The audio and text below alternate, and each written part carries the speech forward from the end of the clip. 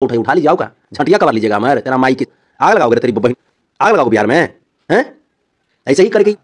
लेकिन इस साला बोकवा के चक्कर में रणधीर भैया बिहार थे तो वो क्या करते रहेगा हमारा जा है वो कहा बकबका रहा है पढ़ते हैं वो इस साला जब से घर में मैंने कुल में दाग लगा दिया है जब से जन्म लिया है। आपको क्या लगता है कि बिहार में प्रतिवाद कराने का कारण सुधीर सिंह जी है? अरे खराब फुटौना मांगेगा कुछ खाता है ये कुछ कराएगा उसमें जाकर के भी सेंक लेता है हाथ सेंक लेता। कुत्ते की तरह भौंकने वाले संतोष रेणु यादव की पिटाई की पूरी कहानी अब सामने आ गई है और बताया तो यहां तक जा रहा कि संतोष रेणु यादव ने पैंट में ही लैट्रिन कर दिया था, पतलून में ही उसकी पेशाब निकल गई थी और तमाम बातें हम आपको बताने जा रहे हैं जिसे सुनकर आपको लगेगा कि संतोष रेणु यादव जो कि बंद कमरे में जिसे उसके कुछ समर्थक शेर समझते हैं वह कुत्ते से भी गया गुजरा कैसे निकला है, वह बिल्ली से भी गया गुजरा कैसे निकला है, इस रिपोर्ट में हम साबित करने वाले हैं, प्रूफ के साथ साबित करने वाले हैं। इसीलिए इस वीडियो को अंत तक देखिएगा और संतोष रेणु यादव का यह वीडियो आप हर एक लोगों तक शेयर करके पहुंचाइएगा क्योंकि ये वही कुत्ता है जो कि कभी बाबा बागेश्वर धाम को गाली देता है, कभी हिंदुत्व को गाली देता है, कभी मनीष कश्यप को गाली देता है, कभी खेसारी लाल यादव को गाली देता है, कभी राजपूत को गाली देता है, कभी पासवान जी को गाली देता है, तो कभी चमार जी को गाली देता है, कभी जीतन राम मांझी को गाली देता है, तो कभी आदिवासियों को गाली देता है। हर जाति धर्म के लोगों को यह गाली देने का काम करता है, अपने आप को शेर कहता है। लेकिन आज इस रिपोर्ट में हम इसे कुत्ता साबित करने वाले हैं और कुत्ता से भी गया गुजरा साबित करेंगे, तब आपको यकीन हो जाएगा कि ये सच में कुत्ता है, कोई शेर नहीं। हम बनारस से आ रहे थे पटना की ओर और तब तक हमारे साथ में हमारे मित्र हैं धनंजय जी, वो भी बनारस से साथ में आ रहे थे। अब उसके बाद हम कराई पहुँचे उनका गाँव, तो बोले कि भैया जब पानी उन्हें पी लेते हैं, चाय वो पी लेते हैं, इसके बाद फिर यहाँ से पटना चलेंगे। तो बलिराम यादव जी हैं, वो भी मित्र हैं हमारे, उनके ही दरवाजे पर बैठ कर कुल्ली उल्ली किए और तब तक वो चाय मंगाने लगे। इसी बीच में 4-5 को लड़कन आया, हम उसको पहचानते नहीं हैं, जो अपने आप को भूमिहार समाज का शुभचिंतक बताते हुए और हमको गाली गलौज किया और गोली मारने का धमकी दिया। उम्मीद करते हैं कि वीडियो को आपने ध्यान से देखा होगा और अगर आपने ध्यान से देखने में कोई गलती अगर कर दी है, वीडियो को स्किप कर लिया है, तो जरा फिर से वो बैक करके रिकैप करके आप जरा देख लीजिएगा। आपको बताते चले कि संतोष रेणु यादव ने जो कहानी कही उस कहानी के अनुसार बताया गया कि बनारस से पटना लौट रहा था, तो नौबतपुर के कराई गांव में यह एक अपने मित्र यादव जी के दरवाजे पे बैठा हुआ था और इनके मित्र जो है वो घर के अंदर चाय लाने के लिए गए थे और यह पानी से कुल्ली कर रहा था।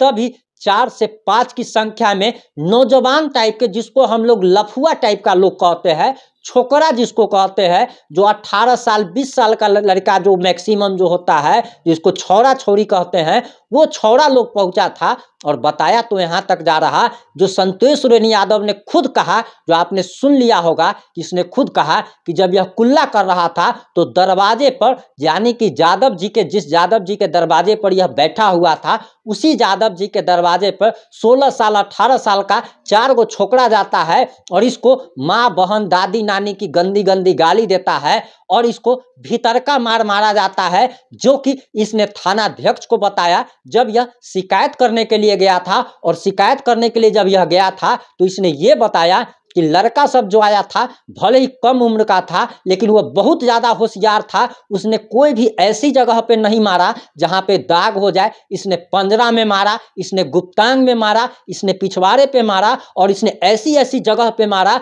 जहाँ पर दिखाया तक नहीं जा सकता है, पेट में मारा। और आपको बताते चले कि दरअसल ये सबसे बड़ी हैरानी की बात ये है कि आप जरा इस बात को समझिए, आप लोगों ने इस बात पे ध्यान नहीं दिया होगा कि कोई भी व्यक्ति अपने दरवाजे पर या अपने मोहल्ले में एक कुत्ता भी, एक बिलाई भी शेर होता है। जब यह यादव जी के गांव में बैठा हुआ था, यादव जी के दरवाजा पर बैठा हुआ था, उस वक्त 4 व्यक्ति जाता है और सबसे बड़ी बात है कि बहुत हो हल्ला होता है, इसके बावजूद भी अगल बगल का कोई व्यक्ति नहीं पहुंचता है और वो लड़का सब लगभग 15 से 20 मिनट वहां पर रुकता है। और सबसे बड़ी हैरानी की बात तो यही है कि संतोष रेणु यादव ने जो बयान दिया है कि वो लड़का सब पैदल ही निकल जाता है। अब सोचिए कि 4 गो लौंडा छोंडा जो 16 से 20 साल की उम्र का है वह संतोष रेणु यादव को जाकर के माँ बहन दादी नानी पूरा कर देता है, खुलेआम करता है। संतोष रेणु यादव तो एक बंद कमरे में करता है। संतोष रेणु यादव को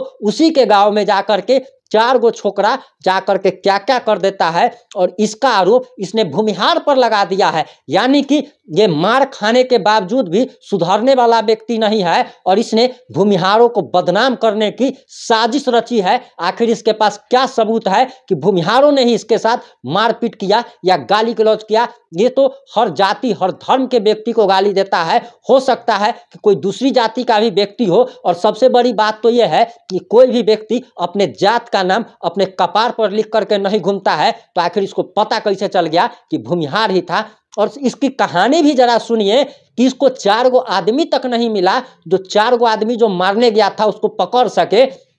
और इसके लिए इसको 112 नंबर पर पुलिस को फोन करना पड़ जाता है। अब आपको हम एक बात बताते हैं, जो सबसे कमजोर होता है, जो सबसे लाचार होता है, पुलिस की जरूरत उसको पड़ती है। कानून के शरण में वो व्यक्ति जाता है जो मजबूर होता है, जो लाचार होता है, जो निपंगु होता है, जिसके पास आदमी की कमी होती है, जिसके पास लाठी की कमी होती है, जिसके पास सामान की कमी होती है, वो व्यक्ति पुलिस के पास जाता है। और संतोष रेणु यादव जो कि कुत्ते की तरह भौंका करता था और शेर का चोला ओढ़ करके आखिर इसको 4 गो छोकरा जा करके क्या से क्या कर देता है, यही इसकी औकात है। और इतनी ही इसकी औकात है। और इसकी औकात तो इतनी है कि पूरे बिहार भर के लोग, हर जाति हर धर्म के लोग इसको ढूंढ रहे हैं। और ये जब जहां पे मिल जाएगा इसको कूट देंगे और इसके कर्म का फल ही इसको मिल रहा है। और इसको ये अब इसके बाद भी जातीय हिंसा भड़काने की कोशिश कर रहा है। ये चाहता है कि दरअसल यादव समाज इसके साथ है, लेकिन यादव समाज अब शिक्षित हो चुका है। यह भेड़ू के अब बातों में नहीं आने वाला। यादव समाज प्रभु श्री कृष्ण का वंशज है और ये संतोष रेणु जो है वो कंस का वंशज है। जो प्रभु श्री कृष्ण के वंशज हैं वो जानते हैं कि प्रभु श्री कृष्ण के हाथों में बांसुरी रहा करती थी। प्रभु श्री कृष्ण जो है वह हिंसा का पाठ पढ़ाते थे, लेकिन जब जरूरत पड़ी तो उन्होंने हिंसा का भी मार्ग चुना था। महाभारत तक हो गया था। लेकिन आपको बताते चले कि भगवान को बदनाम करता है। भगवान, आप जरा सोचिए कि जिस यादव कुल में भगवान श्री कृष्ण ने खुद जन्म लिया हो, वो समाज कितना पुण्य पाला होगा, वो समाज कितना बढ़िया होगा। लेकिन उस बढ़िया से समाज को ये कैसे बदनाम करने की कोशिश करता है। जरूरत है कि यादव समाज के लोग एकजुट हो और संतोष भेड़ू जैसे लोगों का बायकाट करे। हम लोग के बिहार में कहा जाता है कि भात काट देंगे, इसका भात काट दिया जाए, इसका दाल काट दिया जाए और इसको बाहर भगा दिया जाए। आप किस मुद्दे पर क्या राय है, आप किस मुद्दे पर क्या प्रतिक्रिया है, अपनी प्रतिक्रिया देना मत भूलिएगा। लेकिन इस संतोष रेणु का अब औकात आप लोग को पता चल गया होगा कि कुत्ता से भी बदतर है। इसको 4 गो छोकरा जा करके 15 में मार करके माए बहन दादी नानी का गरिया करके गाली तो बताया तो यहाँ तक जा रहा कि लोग इसके मौसी तक पहुंच गया। लोग तो वस्तुतः जो है माँ बहन दादी नानी तक जाते हैं, लेकिन 4 गो मतलब लड़का जो गया था इसके फुआ मौसी और कहाँ कहाँ तक पहुंच गया था, मतलब परनानी छरनानी तक भी पहुंच गया था। तो आप इससे इसका औकात का अंदाजा लगा सकते हैं। इस वीडियो को ज़्यादा से ज़्यादा शेयर जरूर करें। जुड़े रहें हमारे साथ। जय हिंद, जय भारत।